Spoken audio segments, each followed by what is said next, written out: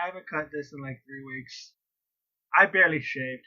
Robert cuts hair, and he cut my hair, and I'm like, thank you for doing that. Otherwise, I would have been a gross person. That's so sweet that he cut your hair. I know. Hey, can I be honest? Go ahead. It took me 3 years to let him cut my hair. Has he always had a thing of like wanting to cut your hair and you just never let him, or? It's never been a thing. It's always been like, hey, I know you're kind of a cheap girl, and I know you don't like going to the hair salon place because you have to make small talk, and I fucking hate it, dude. I hate it. That's why I had long hair for the longest time, because I was like, I don't want to talk to anybody. I don't give a fuck about your kid. Sorry. And I don't know you. I don't want to establish a relationship. Why am I telling you about my life? Can we just quietly sit here? Goddamn. You want headphones? You got headphones? You want to listen to music? Let's listen to music. What do you like to listen to? I like The Cure sometimes. They're nice. Okay, so you don't want to establish any relationships with your hair person, which is very weird to me and my culture, because we all know our haircut people and we love them to death. My buddy Fernie literally has like a Pacific guy where he would wait to only get his haircut by that Pacific guy. Grooming is clearly a priority for you. Oh yeah. You know what I mean? It's not for me, because I'm a gross girl. I don't know. I'm a trash person, and I'm fine with it. Like, I'm comfortable, and I don't give a fuck. Who the fuck are you? If you don't like this, then go look somewhere else. The world is full of things to look at. Nope. I'm not saying that. You know, that's a very, like I said, you don't like to have a relationship with the haircut person. Not judging whatsoever, anything like that. Here's my point. Robert is so considerate of you. He knows you're a cheap bitch, and you don't want a lot of shit. You don't want to do a lot of grooming. Go out there spending money on grooming. If I can make her save money, she'll love me back, and it's true. He loves you so much that he's willing to take a skill that he knows of haircutting of men and apply it to your hair, which is cutting a woman's hair is extremely different than cutting a guy's hair. Different types of styles and everything. Oh, different type of styles. Is it different texture?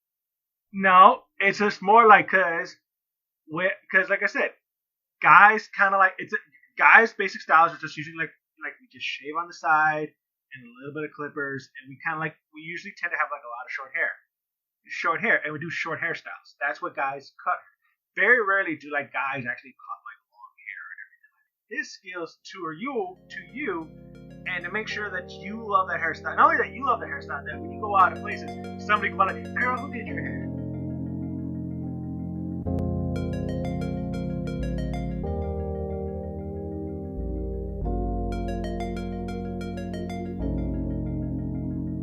Welcome to the All Regerts podcast, a podcast about regrets. I will be your host, Sam Narani, with my co-host, Omar Gonzalez.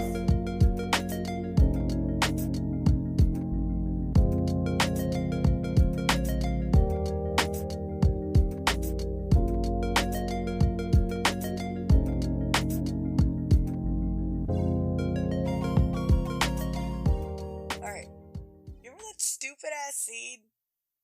Oh shit, what's that movie? What was it? Oh, my darling, with the sculpture and the ghost guy.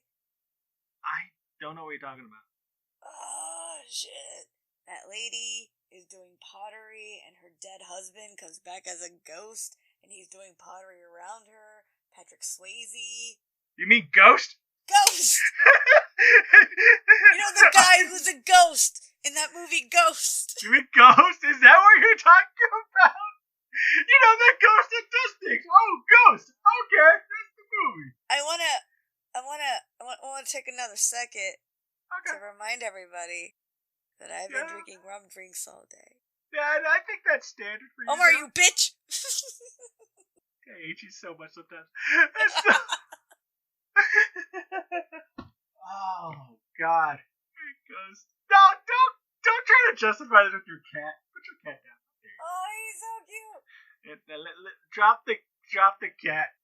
Oh God, he's trying to escape. All right, cool. Sorry, I just have to stress him out with my love, and then he goes away for enough time. Is this how you treat Robert sometimes, where you just like you stress his love out for like a couple of days, so then he'll? Yeah.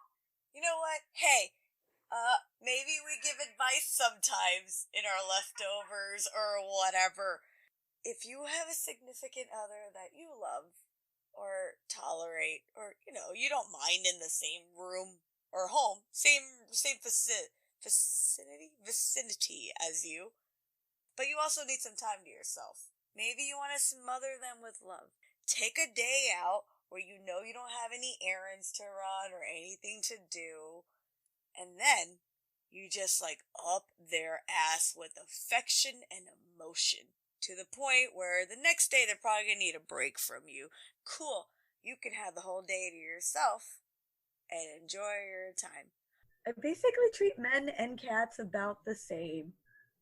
Wow, that's very interesting because usually like guys treat women compare women to cats instead of comparing guys to cats.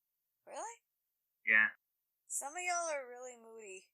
Some of the ones Yeah. I've dated are like up and down with emotion, and it's like, look, dude, I get it. You and your dad need to figure some shit out before he dies. Yeah, or you could just be like me and just let it linger, and then one day he's gone, and it's just be like, oh, okay. The coyotes got him. Yeah. That's what happened. That's just how we're gonna be. The coyotes got him, and you've got like Canadian coyotes. That's what you're gonna do. That means the coyotes got Omar means Omar snuck over to Canada. Illegally, I crossed the border illegally to Canada. Yeah, we're American coyotes in the north. Get me, Mounties! See if you can catch my ass. We went from cutting hair to now being coyotes and smothering people with love. I'm so curious why you're worried about cutting hair. It's such an intimate thing to me. Well, that's why we have relationships with our barbers. Just stuff like that. Like, yeah, it is an intimate thing. When you're putting lines in my hair, like I 100% am. I'm just trusting you because I'm not going to be able to see the back of my head. I'm putting so much trust into you, barber, that you're just being like, okay, I get to walk out in the public knowing that the back of this head is fly. And whatever markings you put on there, I put the Raiders logo. Yeah, I support the Raiders. Mm-hmm. Lightning bolts, you damn right. Because you know why? My hair is electricity. You know what else electricity? My dick. That's what it is. My dick shoots electricity. You want to know why? Because my lines are pressure. Mm-hmm. Thank you. I'm trying to think of again. Is that what it is? We're so bad at singing. We are. But okay. You know what? But that's fair. That makes sense. No, but it is. It's a very intimate. It's a very establishing a lot of trust in this into cutting hair. I guess maybe that's the whole deal. It is an intimate thing, and I don't want to be intimate with somebody cutting my hair that I don't know. I don't know. I think like people put too much emphasis on. What I'm trying to say is like I think these things of like intimacy, these things that we do, caring for and other people. I think people should be more loose and be more open with their intimacies and issues, like about what they want and what they. I guess that like with you with cutting hair, you see that as like a very intimate thing, which I also see it as an intimate thing too, and I just rather have to share it with somebody that like I could be cool with. It's a thing you're doing for someone that they usually can't do for themselves. Like you can give somebody a sponge bath, but most people can bathe themselves unless you're in a special circumstance where you can't move your arms too much or whatever. Like it's being able to do for somebody that they can't do for themselves. When I had long hair, I can trim it myself, no big deal. Short hair, I need help. Your hair like most people is very personal to you. And it is to most people. Because it's something that you can style. Like skin isn't personal to us. No, you have tattoos. That's personal. Well, okay, yeah, tattoos. But like, maybe hair is a little bit more personal just because we have more control over it. Okay. Skin tone, I have control over it to an extent. I can get tattoos. So you said control. You said control. That's a key word. One of the things is like I talked to my therapist. she establishes with me one of my biggest problems is letting control go. Just trusting in the processes and just not being worrying about things that I can't change. When I plan something, I like to plan things out to a T and everything, and just like, okay, this goes here, yada yada yada, everything goes according to plan. And of course, when something goes wrong or something doesn't go worse, That's so stressful. it's extremely stressful. Does that mean you also have backups? Meaning, There's a backup plan to yes, things that may not work out. yes, there have been some times where That's extra stressful. no, it is extra. Let's say I wanted to ask like my boss for a raise. I will have that conversation with myself and know exactly what I'm going to say, probably like about 4 or 5 times before I actually bring it up to him, and I will have counters to everything that he says. All right, we don't have enough budget. Well, I looked at the budget and it does yada yada yada, such and such and such. And that's one of the things I do like about the idea of like improv, where it is very much you just like go with the first thought in your head. You go into a situation blank, you don't know what's going on. And one of the things I did at improv when I first started improv was like when I was waiting, like kind of like waiting to go when it was my turn to go up on stage, I would have a character already established in my head, and I had like so much the urge to just fight that character, just to be like, no, this is not what we're going with. We're just gonna step outside and just let magic happen. Omar, you cannot go in predetermined with a line or predetermined with a character going into this. You just have to kind of like let it go and just be in the moment, as you say, instead of trying to like control every single aspect of the moment. And I want everything to go kind of exactly how I planned. Now, the problem is that like my plan includes me failing, which is something that I need. That means you planned extra.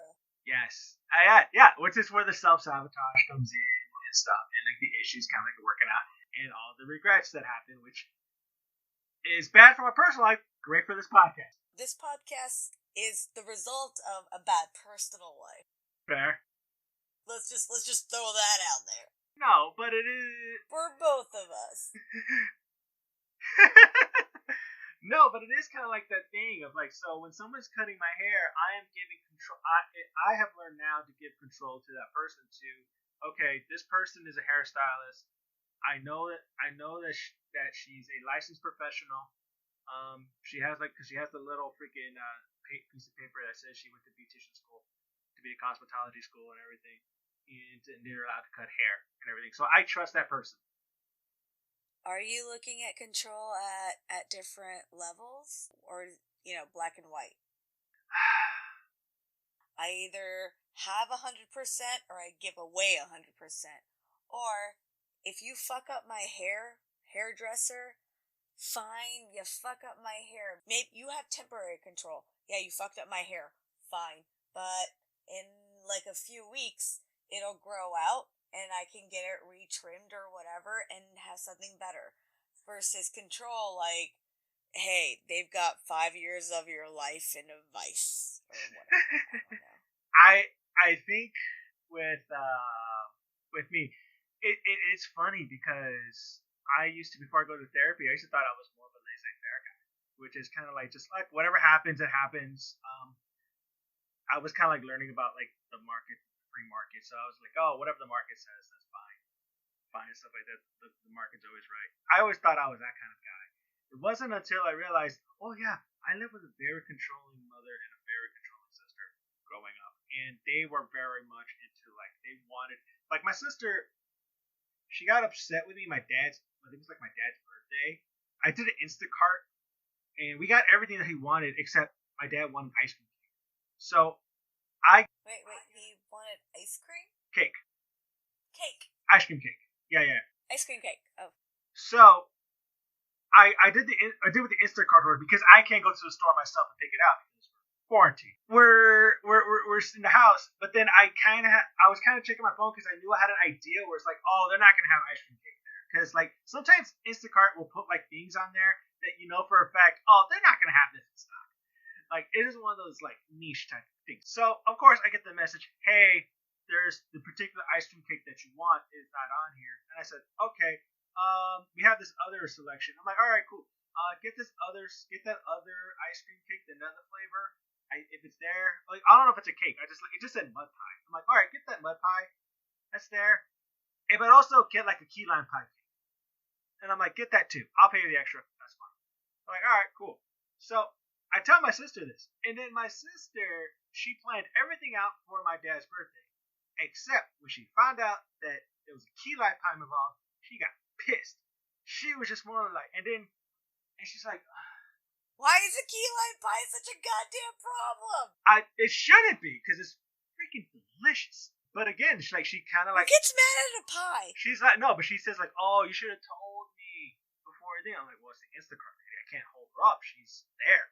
And she's like, no, you should have told me this beforehand. I'm like, all right, cool. I'm sorry about this.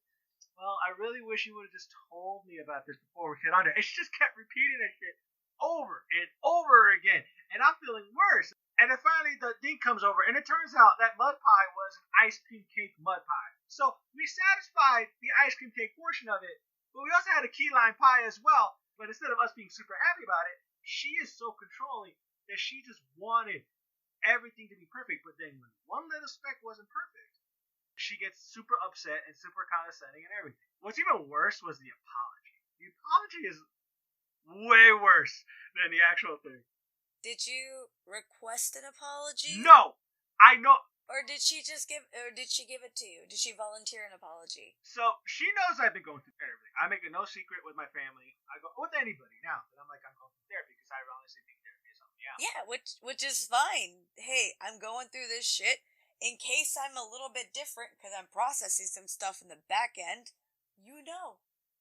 Exactly. So I'm just sitting in my brother's room playing video games. My brother is like in the hallway with his office on his computer doing his thing. And then it's the next day. Then my sister opens the door and tells me, "Mijo, I just want to tell you." First she says "Mijo," which pisses me off because she's not my mom. But that's just the thing she does that she says she does with everybody. And stuff, which again, that pisses me off to no end. It's like an authority thing. Oh, it's well, that's what older Mexican people call younger people. They say "mijo." No, it's a nice sweet thing if it's in a nice sweet context, and if it's like an appropriate old person telling me that, that's fine. But when it's somebody who's like 10 years older than me, nah, I'm not gonna cut that. Is it kind of like, sir, ma'am? It's more like kid or kiddo, or just kind of like young, like little one. Even though if it's somebody who's not that from, yeah, kind of like that. Like it's something like, hey, champ, but you're like the person's not that older than you. And that's where it kind of gets into the issue. So she opens us like, "Mijo, I just want to tell you, I'm sorry about what happened yesterday, but I wanted you to tell me that I didn't know it was ice cream cake. But I wanted you to tell me and just confer with me first before you got into the pie, so that I got upset and I won't get upset at you." And I said, "It's okay, drop it. Let's not worry about it whatsoever."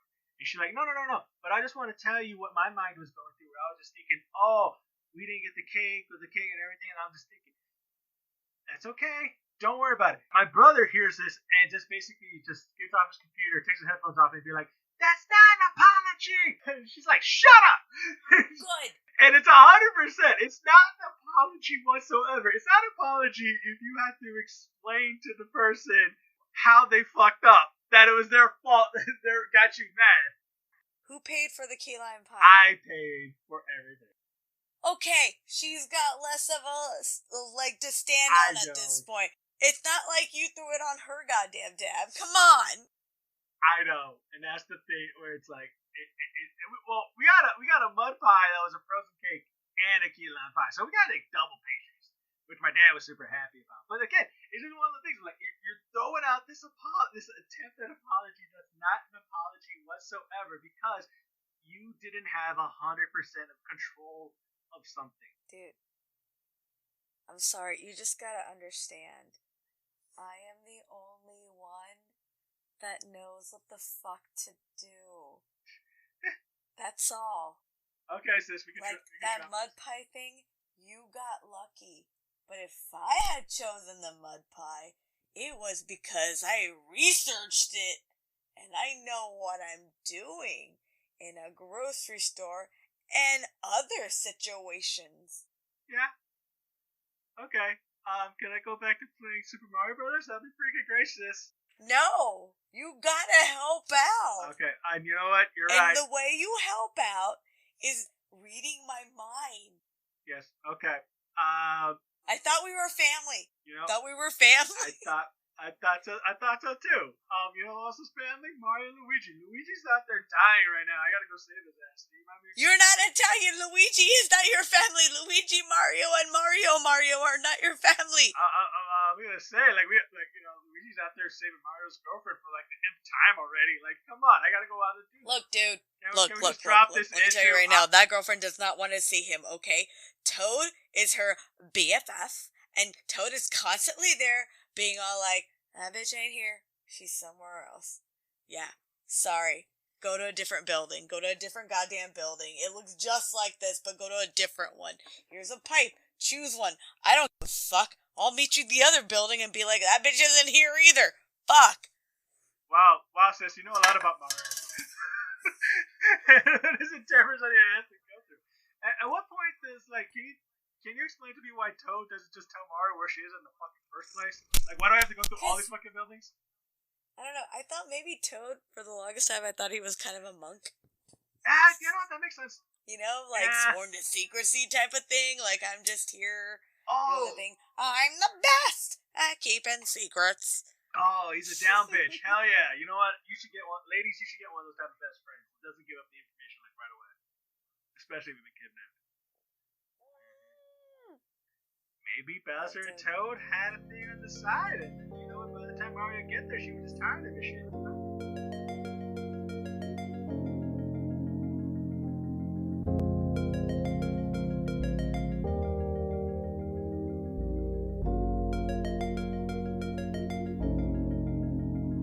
That was our show. Thank you again for listening, and please follow us on Instagram at Regerts and Facebook and on all the other social media stuff. And subscribe.